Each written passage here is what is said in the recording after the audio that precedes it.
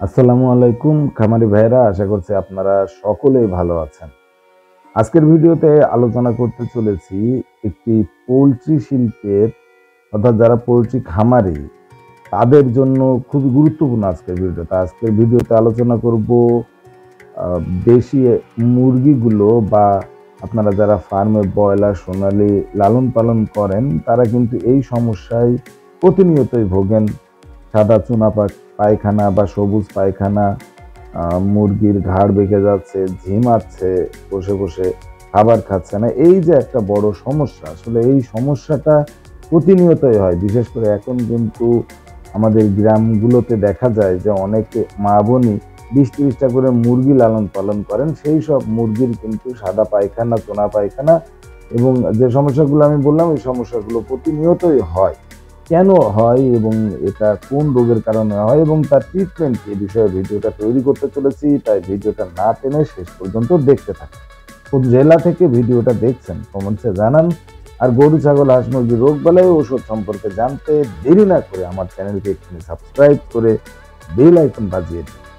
এই সমস্যাটা আসলে মূলত যারা ফার্মের মুরগি পালন অর্থাৎ 1500 2000 তাদেরকেও হয়, তাদের জন্যও হয়, আবার যারা গ্রামের বাড়িতে 20-30টা মুরগি লালন পালন করেন তাদের জন্য হয়। আসলে এই রোগটা মূলত হয় ভাইরাসের কারণে। রানীক্ষেত ভাইরাসটা কিন্তু অত্যন্ত ডেঞ্জারাস। একবার ফার্মে ঢুকে গেলে এমনও হয় যে ফার্মের সম্পূর্ণ মুরগিও মারা যেতে পারে। এবং এই ভাইরাসটা এমন একটা ভাইরাস যে এই ভাইরাস হওয়ার কোনো আসলে সময় নেই, যে কোনো সময় আসলে মুরগিতে রানীক্ষেত হতে পারে। তো রানীক্ষেত ভাইরাসটা হলে আপনারা করবেন কি?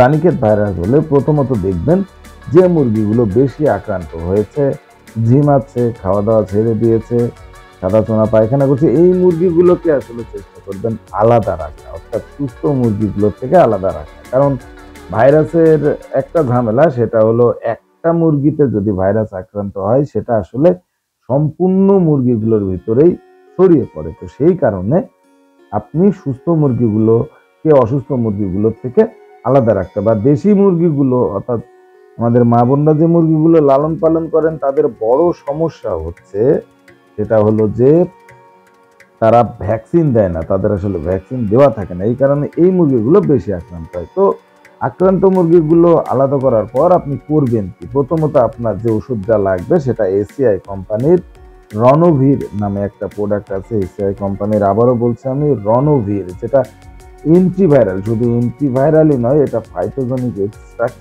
সমৃদ্ধ অ্যান্টিভাইরাল। এই প্রোডাক্টটা আপনার প্রথমে লাগবে।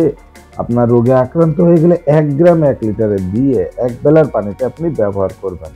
আর যদি রোগে আক্রান্ত হওয়ার আগে ব্যবহার করেন সেক্ষেত্রে 1 গ্রাম 2 লিটার পানিতে দিয়ে ব্যবহার করবেন। এরপর লাগবে আপনার এসিলিভো পাউডার। এটাও কিন্তু এসিআই কোম্পানির লিভোফ্লক্সাসিন পাউডার।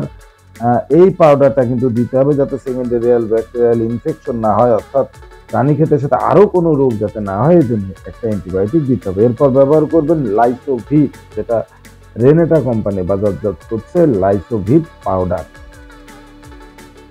লাইসোভিট পাউডারটাও 1 গ্রাম 1 লিটারে দিয়ে 1 বেলার পানিতে ব্যবহার করতে হবে।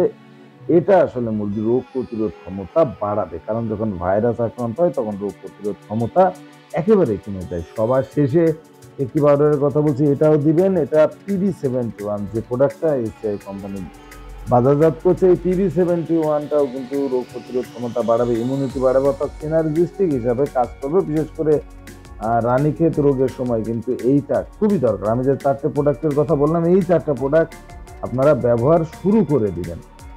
PB71ও 1 গ্রাম 1 লিটারে দিয়ে 1 বেলার পানিতে ব্যবহার করবেন। যদি এরপরও 5-7 দিন পরও যদি উপকার না হয়, বা যদি মনে করেন ওষুধগুলো খাওয়ানোর পরেও আসলে ভালো উপকার হচ্ছে না, তখন আপনারা আপনার নিকটস্থ যে কোনো ভেটেরিনারিয়ান ডাক্তার দেখাবেন, বা আপনাদের যে ভেটেরিনারিয়ান হসপিটাল আছে সেখানে চলে যাবেন। আশা করছি ভিডিওটা ভালো লেগেছে।